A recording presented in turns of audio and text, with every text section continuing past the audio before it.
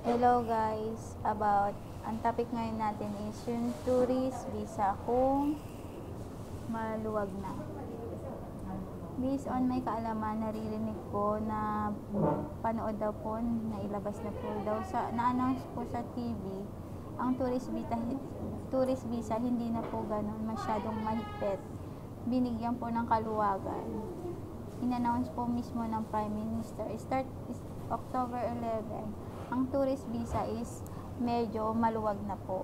Basta may mag-i-invite lang po sa inyo sa Japan na resident. Ang mga pasok na pwede mag-invite, yung mga Eduken, permanent visa, long-term visa. Pasok po yung visa ko kasi long-term visa. Pwede po mag-invite ng kamag-anak or kaibigan. Basta, importante po magbibigay po yung guarantor, sponsor nyo na magpapapunta sa inyo dito as at mamamasyal kayo, pupunta yung Disneyland or other place, Mount Fuji or Tokyo Tower. Marami pong pasyalan po na magaganda dito sa Japan, pero hindi na po sila ganon sobrang kahigpit. Binigyan po ng kaluwagan, may kaluwagan. Kailangan lang po may examination, may quarantine pa rin po, may PCR test.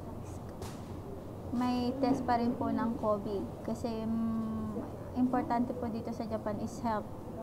Napakalinis kasi po ng bansang Japan na to, kaya takot po sila sa mga papasok na may virus, kaya meron pong test po kung positive or negative.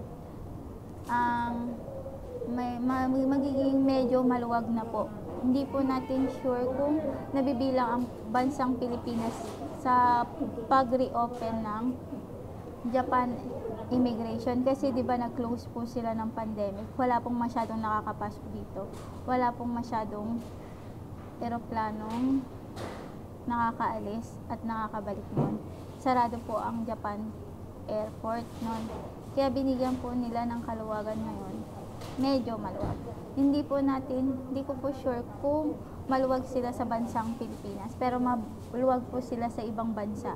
So like China, mga Chinese, Korea, America, Russia, ganun, mga Brazil, maluwag sila sa Brazil kasi maraming Nihonjin sa Brazil noon na nagbabalikan dito sa Japan. Maluwag po sila sa business, working visa.